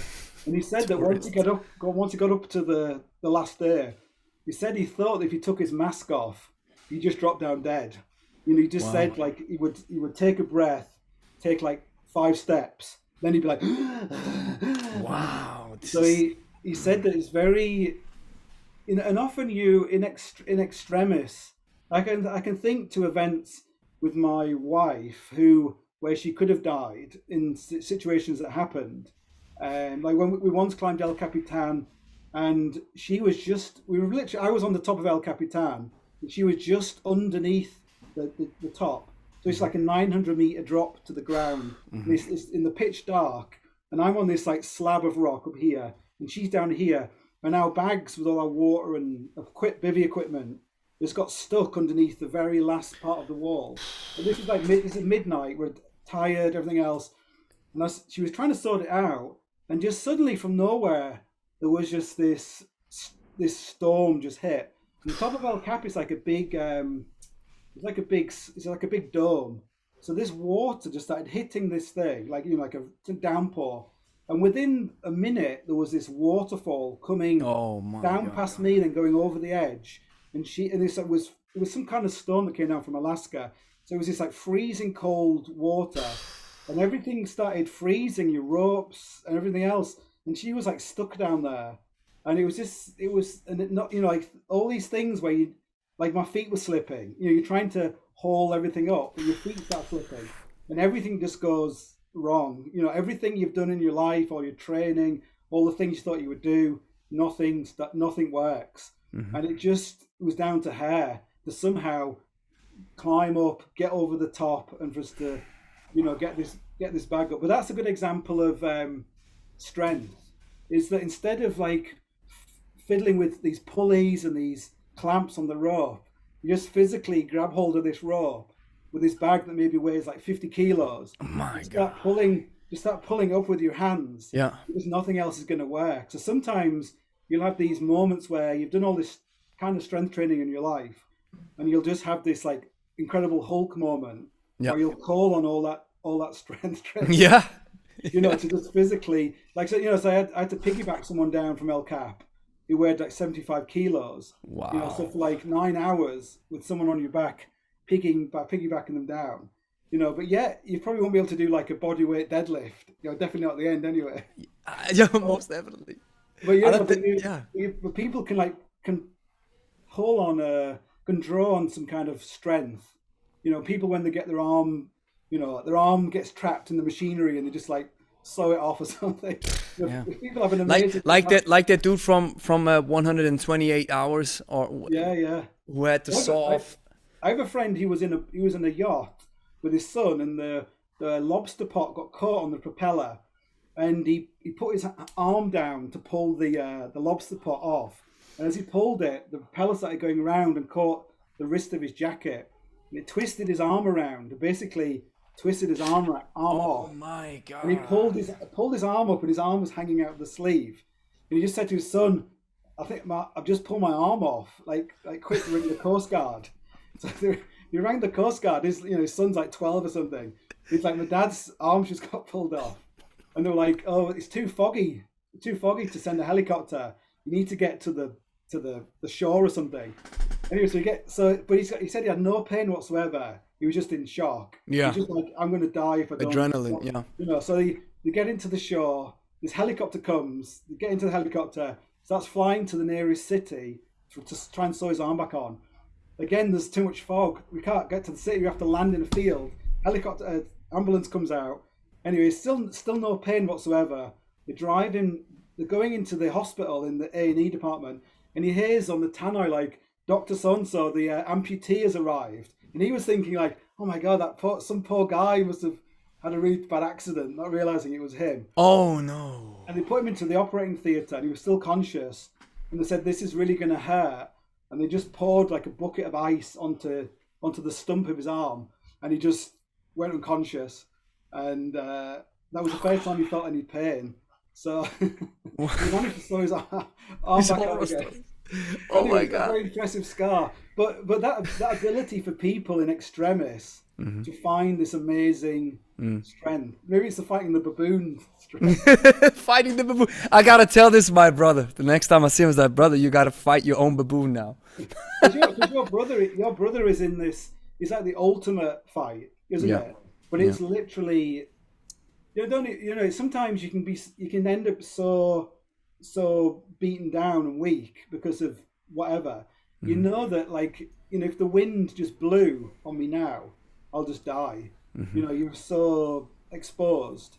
And like, I know lots of people where they thought they were going to die of exposure, and suddenly they just saw, like, the sun start coming up. That ray of sun was just enough to spark. They're so close to dying, and it just brings them back up again. So I would have thought, people who have the bodies are kind of completely broken. You are in like a baby state, aren't you? Really, you can see your children, like, every day they get a little bit stronger, and they can, they start to be able to move their hands, and they can move their head, and they can crawl, and they can walk, and then before you know it, they're like, stealing cars and stealing cars. It's the same. How I describe it in the way is now even talking to you, that gives me a lot of courage and strength again, because it's like, for my brother, it's the same when somebody picks up a kettlebell for the first time, and then I know that you're going to learn it, because I've learned it as well. Yes, maybe somebody takes a little longer, some folks might learn it faster, but you will get there. Just trust the system and give it some time. So that's that concept of trusting the system, that people can learn this highly complex movements and really build the skill. And even hearing from people in these real true life and death situations where they really were able to push through. So that's in my brother's case, I had this inner conviction that we heard that they were able to stop the bleeding in the hips, and that he's critical, but he's somehow stable in the ICU. At that moment, I just, in that night of despair, when we heard about the accident, the only thing that I was wishing for was that he's just making it to the ICU. That's the first thing, because if he dies, then it's done. Then it's game over. But he's still in the game. So as soon as I realized he's still in the game, I was like, okay, there came up some kind of inner conviction that he can push through as long as we are guiding him and we're supporting him as much as we can. And he has a lot of reasons to fight. I know him. Yeah. And even though he's not as physically fit, it seems like he's really pushing through on doctors are very optimistic, looks very good. And that's just that idea, that mental game where you're forced to really draw all that money in the bank, how you say it. You really got to take it all out. Go to the ATM and say how much you want, all of it, and then walk with it. It's powerful. You always have to leave. It's a bit like I always tell people, you always have to leave a bit of water in the bottle. When I love it. When you're in the desert or whatever, because once you drink that last drink, you are 10 times more thirstier than just knowing it's there. Wow. Oh, I love this. Leave some water in the bottle. When in training, we say always leave some energy in the tank. Yeah. Don't bust it out. It's not, if you feel like, okay, I can still go. Yeah, but park the bell. You're safe. Yeah. But I can still, no. Save it for the next round or for the next workout. Leave some water in the bottle because you get thirstier if it's all gone.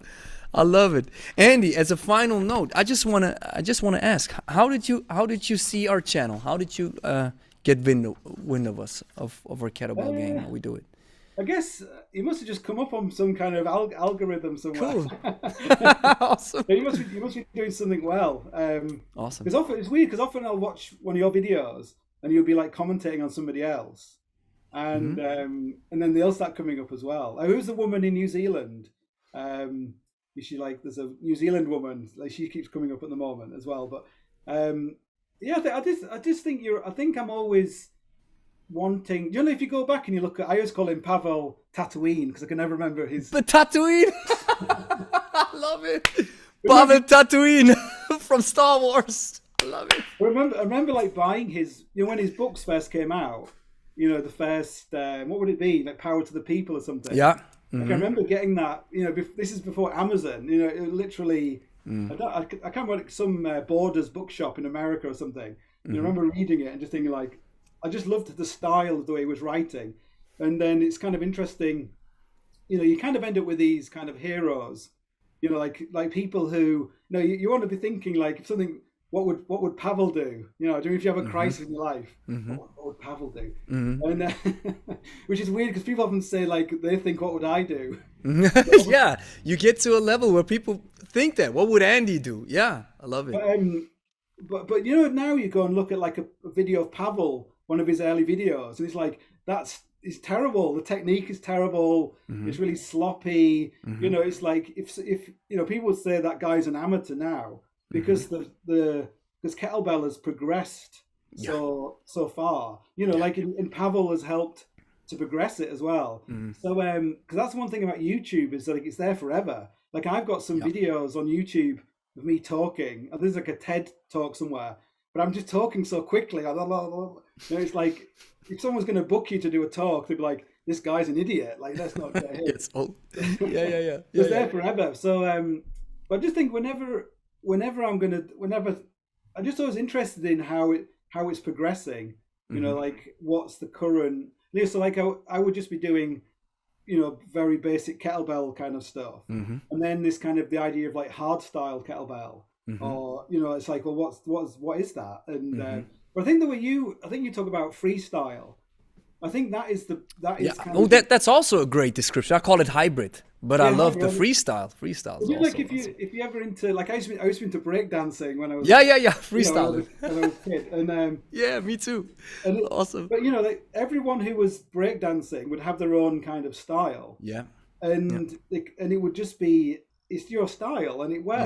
Yeah. If you can do a windmill, or you can spin on your head or whatever. You can. That's your style, and I think. Often, if you're trying to force it, now do you know the what do you call it? The sinister and simple and sinister. I always find doing like a one-arm kettlebell swing on this arm for some reason is just weird, and I don't know if I've got some past injury or there's something. Like I think I did break my collarbone. I wasn't quite sure, but there's something got broken up here, and so you have to start like if you when you're really conscious, like I need to have my arm like this, or do I have my arm like this, or do I have my arm? And often you're thinking about your breathing, like you're trying to do too much at the same time. Yeah. If you just focus on one thing, so, like the classic 10,000 kettlebells, like so I would do like 330 swings every day for like a month, and I would just try and focus on one thing. So we're just trying to focus on the breathing in, and then breathing through my nose. Great, yeah. And then when I really felt like I'd mastered that one thing, the breathing, then I would try and like have my arm in a certain way, and just instead of trying to become like good at it in a week or like in one session, you really have to put that time in, and then slowly you're like, actually, this is solid. This is a solid. Yeah. Solid. And now that'll play into doing something else. Yes, most definitely. You're not banging your arms, and you're not, you're not consciously, you're not sort of like cleaning the kettlebell, but you just naturally have ended up in a way where it feels solid. Yeah, you control. Yeah, you're able to control it. I think what you're mentioning so many great things about. You're saying just take it one step at a time, or focus on one skill, because there's multiple skills that you have to understand when you see a swing, for example. And there's multiple assets and phases that you have to understand. And I learned this also from Denis Vazilev, who is in 12-time now world kettlebell world champion. And he said, when you focus on training, when you are focused on a very complex move, for example, the long cycle clean and jerk with 2 kettlebells, then he said, just focus on one thing. Focus on racking the bell solid. Yeah, that's just one thing. Like you do it. Once you mastered it, then you work to the next one. Okay, maybe it's your breathing, maybe it's your whatever. So what you're doing is actually what is recommended. And with Pavel, you know what I love? There's so many great people around Pavel who helped him place the kettlebell or put the kettlebell on the map. For example, Steve Maxwell, he came up with the idea to build the Turkish get-up in the curriculum of RKC back then, which was coined hard style because it's that style of that Pavel used, which is just general fitness with kettlebells.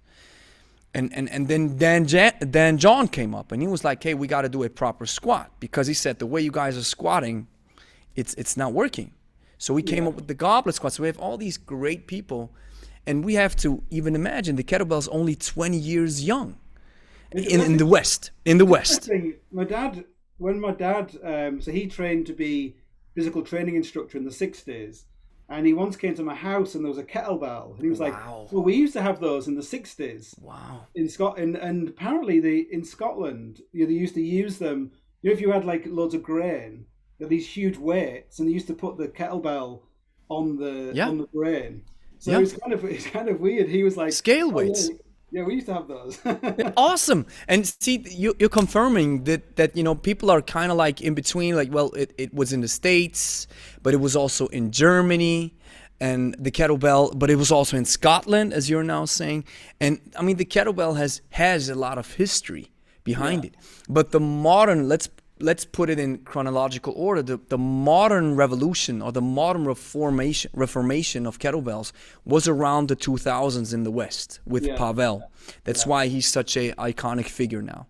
So, and my sensei and my coach is Steve Cotter, which worked with Pavel. And now through all these podcasts and through my work, what I'm actually trying to do is I'm trying to combine kettlebell sport, which is the original way of training with kettlebells from Russia, with Pavel's idea that was developed in the West. And I'm just trying to put these two together and mix it, because that's actually what I do and what I've learned from Steve. And so it's incredible to see how far kettlebells have come and how much potential there still is to explore. I guess it's like a bit like MMA, isn't it? You're mixing judo and these different disciplines together. Yeah, and I guess you. The problem with a lot of these things, you have to avoid not becoming a cult. Where people are telling you this is the truth, this is the one. Oh, you're so right. Way of doing it. You're so right. You do need those people who are like, actually, I'm doing. You have to be also be wary of, like, what do you call it? People who are doing crazy stuff just for attention. Like, I'm the new. Anything for the gram. But there's something to it. I think there's two kinds of people. First of all, there's folks who are doing it for the gram. I love this expression. It's for social, it's for exposure. And you hear this in MMA as well. One of the coaches that I talked to, he said, I just call it stunts. For example, he said, where folks are hanging on a bar, all right, the dead man hang, and then you have people punching you. That he said that's one of the stupidest things that you can do, because you're solid standing on ground when you're fighting, and if you don't have something on your ground, your abdominals you're opening up, you're stretching your muscles. It's dangerous. It's not something that makes sense, but it looks good on YouTube, right? It's like sex work, I think. That kind of. Yes, and so you have, that's one thing. That these are the folks who are doing stunts. Yet there's also, we cannot forget that the kettlebell traveled from scale weights into the circus and then into strongman. So there are, for example, one of these guys, his name is Viktor Blut. He's a Russian, or Bud Jeffries, also a strongman. They do stuff with kettlebells that you would consider a stunt or think they're doing it for the gram, when in reality, it's an old school strongman circus act that they're engaging in. And that is their game. They have focused on stuff like this. Yeah. So there's two kinds of things. A mastery of it as well. Yeah. A mastery of that stuff. But at the same time, most people use it for stunts. Yeah. And we've now talked about it. A farmer's walk, you said, a farmer's walk is heavy, or a prowler is heavy. Well, it's not only heavy, it's also not sexy. Yeah. So if I tape it and film it, well, what is this? You just walk around with kettlebells? Well, that's it. Well, that doesn't get a lot of views and likes. Yeah. Oh, yeah, like but ruck walk. Like you can't really do an exciting ruck walk video. Yeah. Yeah, so then people come up with these crazy ideas to make it look good, when in reality, it doesn't serve anything. Yeah. And I think it probably in like every time in, isn't it? Again? It's like putting the time in.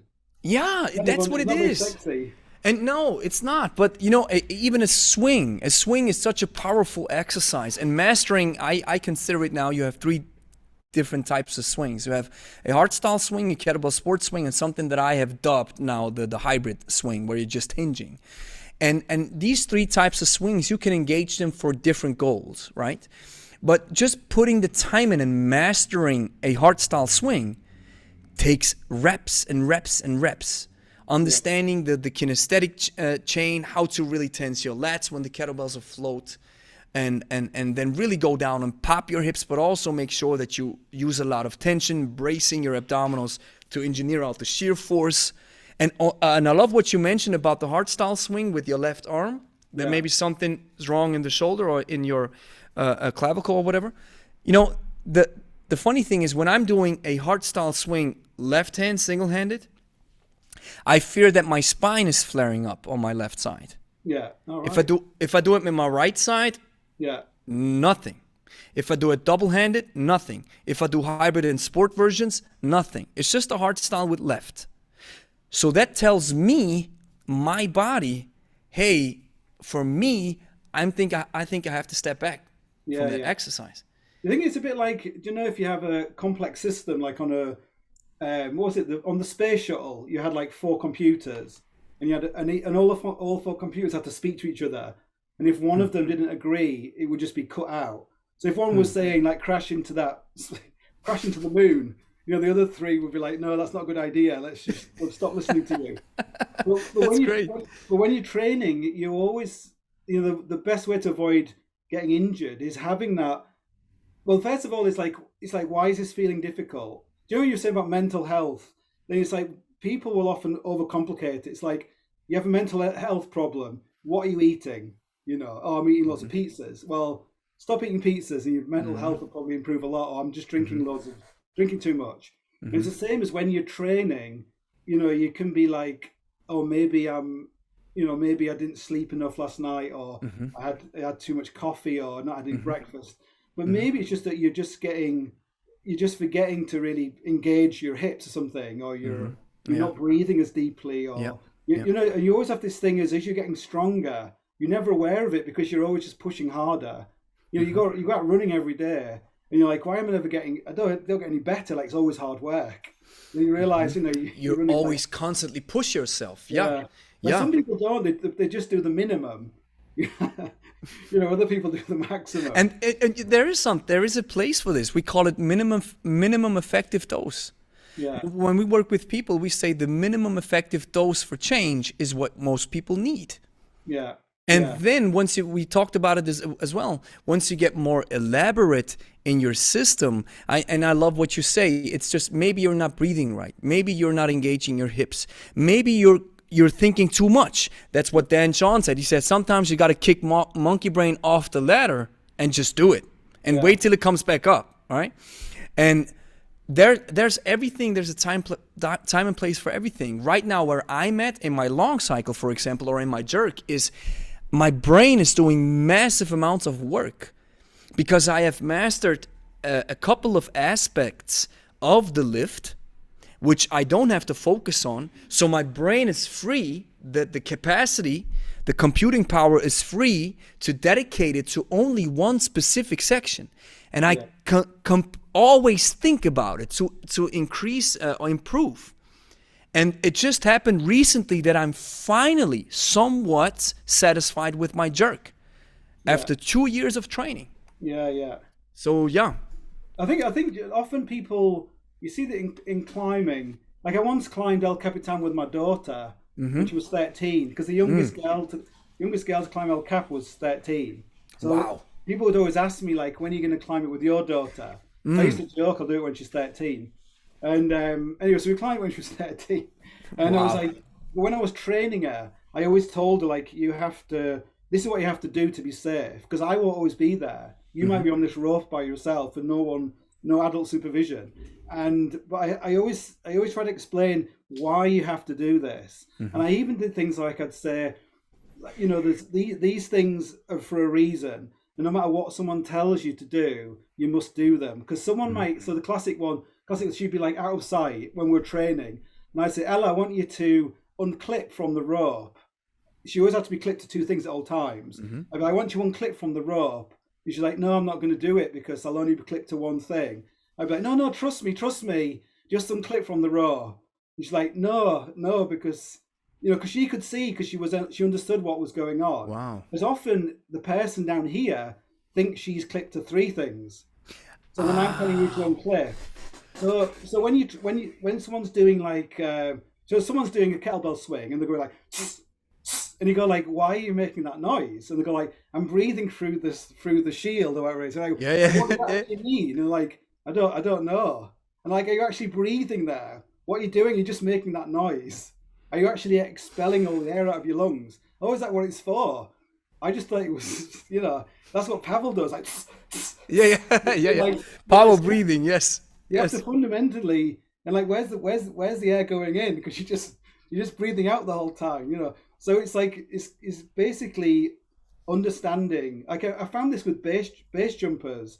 When I was climbing with some base jumpers, you would tell them something like how to climb up a rope. They wanted to know every single part of what was going on and why. Because they're detail oriented people. Because they no one gets injured base jumping, they just die. So they can't afford, I love it. They can't afford to make mistakes. So it's the same as that when something's not working, it's like, do I really understand what it means to like hinge at my hips? Or, I guess that's why YouTube videos are good, because you can find a few masters and you can look at them. Like, so I never look up. I just keep my neck fixed and just look down and look up like this. I always have this thing in my head that maybe that's not right, because other people don't do that. People are always like looking to the horizon or whatever. I'm like, well, it just kind of works. Yeah, and in some areas, when especially when we are coaching people and we're working with clients, it's the same thing. The idea is we have a couple of fundamentals and we have a couple of foundations and principles that you want to learn, and then at a certain level, it may be that as long as you follow all the instructions and the basics and the fundamentals, at the end of the day, there's something called I just forgot it. Wow, I say it so many times. The law of I just can't believe it. I forgot it. But anyways, people, when you have 10 people doing swings, then maybe it looks different. Yeah. Anybody looks different. Yeah. But it's totally fine as long as we stick to the principles. Yeah. For example, do I have to stick my neck out or let it relax? Most of the time we say, listen, it's a good thing if you keep your spine locked. If you're in the backswing and you look up, that means your neck is flexed, right? Yeah. So your spine is not tight. But hey, if you don't do it to an extreme extent and you feel and you're just kind of like this, maybe the neck's up a little bit, it's totally fine. Law of individual differences. Here it goes. Yeah. Just popped into my mind. So that's totally fine.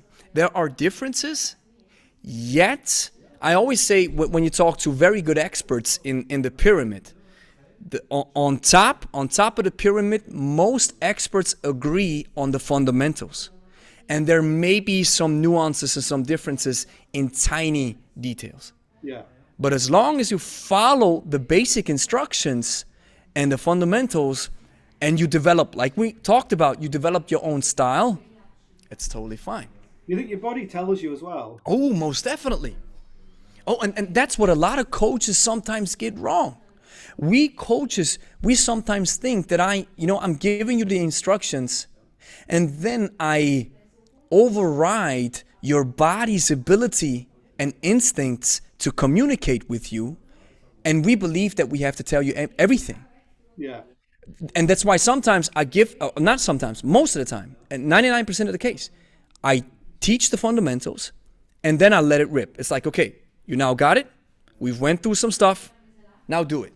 Yeah. And then I always tell them, your first swings are your worst swings. They will feel bad. They will feel awful. But just do it because your body needs some reference points now. Yeah. And then we can do the adjustments. Yeah. Yeah, your body, most definitely. Andy, hey, we conversation. Wow, but I love it. I'm having conversations with with professionals, which I highly enjoy. So Andy, I've learned quite a lot. Me too. And you know, I'm really proud that, you know, heavyweights like you are following or checking out our stuff. That really gives me a lot of confidence that we're somehow on the right track. It's very slick. It's very good. It's awesome. Thank you. And you have 2 books, right? Psychovertical is one, and Cold Wars, right? Yeah. And I've got some more like technical books as well. But yeah, they're the other ones. So which one would you? It's just which one would you recommend for? Well, because Psychovertical is the first one, and it kind of covers. It's like every other chapter is soloing. At the time, was one of the hardest routes in the world, which took me about 11 days. And every chapter in between is my life leading up to that climb. Oh, awesome! So the idea is when you get to the end, you understand why this person is awesome. climbing. It's like 100,000 word answer to the why do you do it kind of thing. So yeah. Awesome. And I really got to check it out. Psychovertical. Awesome. Are you Swiss German or? Yeah, born in Switzerland, and my father's from ex-Yugoslavia. My mother's half Austrian, half German. All right. And I live in Switzerland, and I teach kettlebells around the world now. It's awesome. And I get to talk to awesome folks like you, Andy. Oh, great. really enjoyed it. The world of kettlebells is dominated by 2 training styles called hardstyle and kettlebell sport. Although vastly different in nature, they have been proven to work and give you the most bang for your buck whenever you pick up a kettlebell, if you understand them correctly and are able to differentiate between the 2. If you are a beginner, this task might be understandably confusing. Enter the hybrid style and discover how to combine the best of both worlds. The Hybrid Style Masterclass is a 10-week practice-based online course that will help you take your kettlebell skills to an elite level, made in Switzerland. Learn what's been holding you back and how to become a versatile kettlebell master without having to piece together countless YouTube videos or rely on a gym membership. The price of the Hybrid Style Masterclass is $397 per month for 3 months. Save 20% with a one-time payment of $997. We'll open registration only to a small number of new students every 3 months. Join the waiting list now to get access 24 hours before the general public. Link is in the description.